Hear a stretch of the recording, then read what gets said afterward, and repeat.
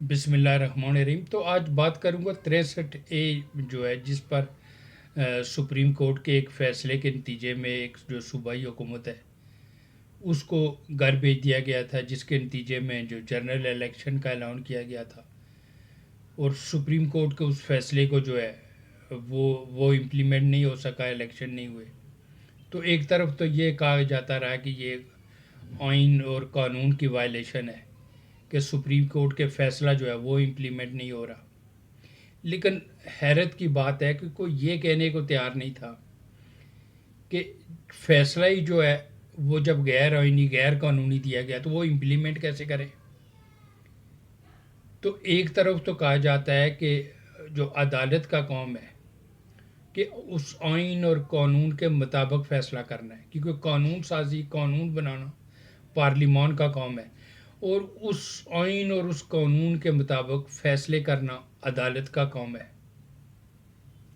और अगर कहीं पे कोई आइन का कोई आर्टिकल, कोई कानून की कोई शिक, अगर कोई उसमें कोई अवाम है या कानून कहीं पे खामोश है और ऐसा मुकदमा अदालत के सामने आता है, तो अदालत का काम है कि उसको वापस पार्लिमान भेजे कि कानून की फ़लाँ शिक जो है उसमें अवाम है, वो खामोश है।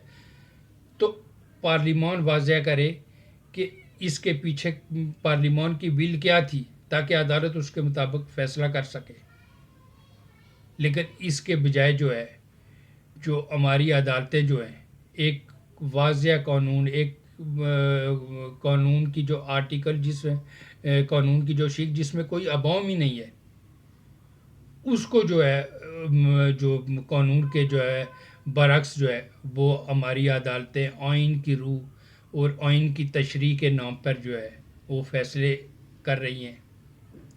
तो अब ऐसे फ़ैसले कैसे इम्प्लीमेंट हों जो आइन और कानून के ही ख़िलाफ़ हों, और उस आइन और कानून में कोई अवाम भी ना हो, लेकिन उसके बावजूद जो अदालतें हैं जो आइन की तशरीह के नाम पर जो है वो मन मर्जी के जो है फैसले शुरू कर दें। तो ऐसे फैसले कैसे इम्प्लीमेंट होंगे। तो 63 में भी ऐसा ही हुआ कि वो उसमें क्लियर, उसमें पार्लिमान ने जो है उस कानून को वाज़ह कर दिया कि जब भी कोई इलेक्शन हो, वो सदर का इलेक्शन हो, स्पीकर का हो, वो प्रेसिडेंट इलेक्शन हो, वो सेनेट इलेक्शन हो, वज़ीर आला का इलेक्शन हो, तो उस वक्त जितने भी पार्लियामेंटेरियन हैं वो तमाम पार्लियामेंटेरियन अपने ज़मीर के मुताबिक एक आज़ादाना माहौल में वोट कास्ट कर सकते हैं। या अगर कोई हुकूमत ने कोई बिल पेश किया हो, तो वहाँ जो अगर वोटिंग का मामला आएगा तो तमाम वोटर, तमाम पार्लियामेंटेरियन अपने ज़मीर के मुताबिक आज़ादाना माहौल में वोट कास्ट करेंगे। और अगर कोई पार्लियामेंटेरियन अपनी पार्टी लाइन से वायलेशन करेगा तो उसकी सज़ा भी मुतय्यन कर दी। लेकिन उसकी वोट जो है उस पर कदगन नहीं लगाया गया कि वो अपनी मर्ज़ी से वोट कास्ट नहीं कर सकता। अब कानून कहता है कि वोट तो अपनी मर्ज़ी से कास्ट कर सकता है, लेकिन अगर पार्टी लाइन की वायलेशन करता है तो उस पर सज़ा है कि वो डी सीट होगा, उसे दोबारा आवाम में जाना होगा और आवाम से फिर एतमाद का वोट लेना होगा, क्योंकि सिंगल पार्लियामेंटेरियन मैंडेट लेके नहीं आता, बल्कि पार्लियामान में जो पार्टियां होती हैं वो मैंडेट लेके आती हैं। और अगर पार्टी लाइन से वायलेशन होगी तो उस पार्लियामेंटेरियन को डी सीट करके दोबारा आवाम में भेजा जाएगा। लेकिन अंदाज़ा लगाएं कि इतने वाज़ह कानून के बावजूद जो है हमारी अदालत ने फ़ैसला कह दिया कि शार्ट आर्डर में उन्होंने कहा कि जिन मेंबरान असम्बली, जिन पार्लियामेंटेरियन ने पार्टी लाइन से हटकर वोट दिया, ना वो वोट तस्वर होगा, ना वो वोट गिना जाएगा। यानी कि जैसे कि इन्होंने वोट दिया ही नहीं, लेकिन डी सीट भी होंगे। आप बैसियत को आप हमें खुद अकल से काम लेना होगा कि आखिर एक आदमी ने अगर जुर्म ही नहीं किया, अगर आपने एक बाज कर दिया कि इसने वोट ही नहीं दिया, तो इसका मतलब उसने जुर्म नहीं किया, तो फिर उसको डी सीट क्यों कर रहे हैं? मतलब इसकी मुझे मंतक तो समझ नहीं आएगी इन दानश्वर हमारे जज साहिबान की, कि एक तरफ कह रहे हैं कि इन्होंने ये वोट दिया ही नहीं है, इनका काउंट ही नहीं होगा, यानी कि इन्होंने वोट कास्ट ही नहीं किया, लेकिन डी सीट भी होंगे। तो जब जुर्म नहीं किया तो सज़ा कैसे आप दे सकते हैं?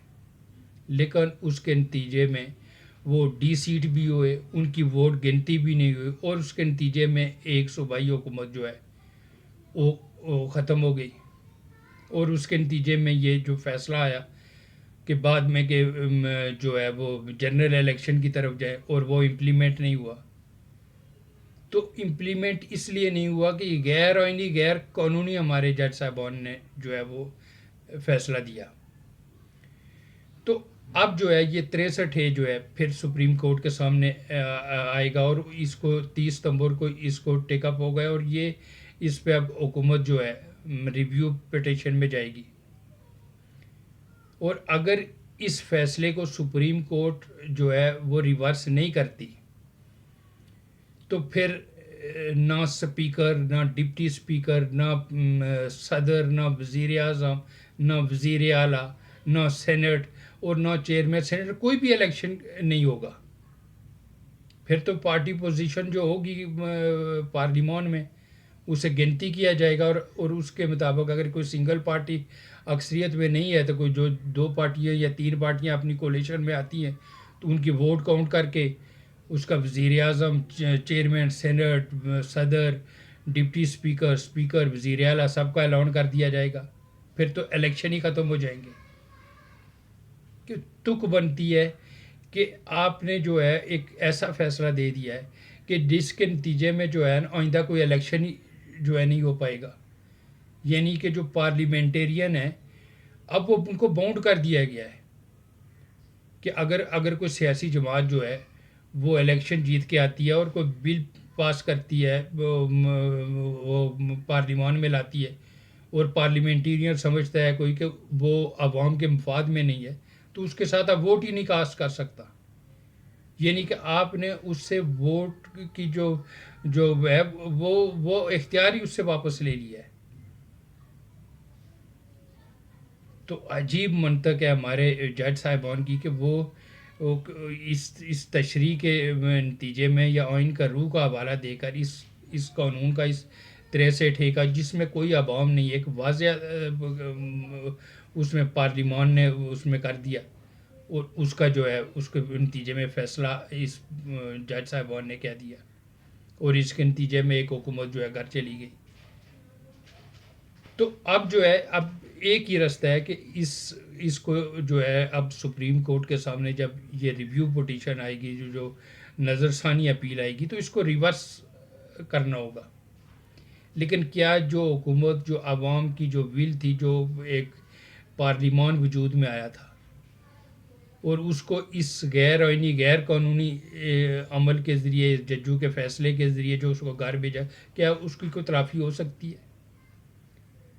तो इस मुल्क को जो है हमारे अदलिया ने जो है एक मजाक बना के रख दिया है।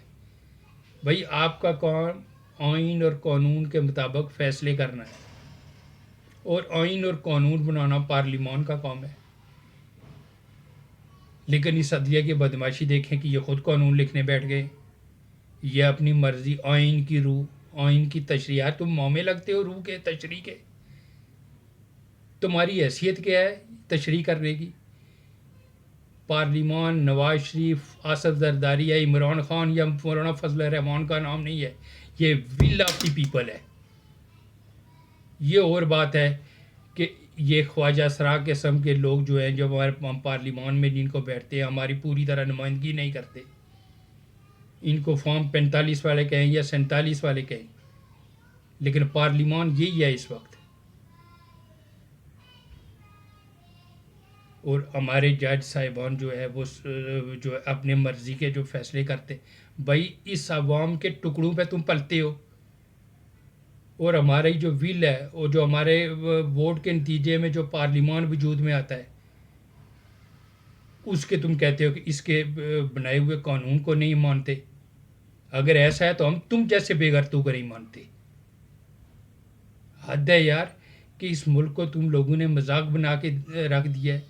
दूसरों के जो है गलतियां ढूंढ रहे थे, दूसरों के लिए कभी टमाटर के जो है नर्क तय कर रहे थे, कभी चीनी के कर रहे होते, कभी शराब की बोतलों पे सो मोटो ले रहे होते।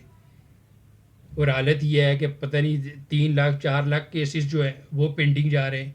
दुनिया 144वें नंबर पे इनको रेट कर रही है। यार ऐसा, इनको अगर शर्म और हया होते चुल्लू भर पानी में डूब मरे। लेकिन इन बेशर्मों ने जो है ना कोई इस मुल्क को जो है ना एक अखाड़ा बना के रख दिया है। कभी आइन और कानून को उधेड़ रहे होते, और फिर ये कहा जा रहा है कि अवाम उठे।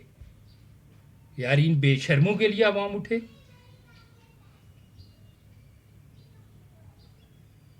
तो हद है कि ये मुल्क को आखिर लेके किस तरफ जा रहे हैं। भाई आपका कौम आइन और कानून के मुताबिक फैसले करने हैं वो करे। नहीं कर सकते, आप में ये नई कैपेसिटी है तो घर जाएं। अवाम के टुकड़ों पे पलते हो, और फिर अवाम की जो विल पार्लिमान है उसको भी रौंद रहे हो, उनके फैसलों को भी नहीं मान रहे, उसके बनाए हुए आइन और कानून को नहीं मान रहे। इसका मतलब आप 25 करोड़ अवाम की नफी कर रहे हैं। तो वक्त आ गया है कि जो लोग, जो जज साहिबान जो आइन और कानून का जिन्होंने मजाक उड़ाया, इनको दौलतियां मारकर इन अदालतों से बाहर किया जाए, क्योंकि यही इनकी औकात है।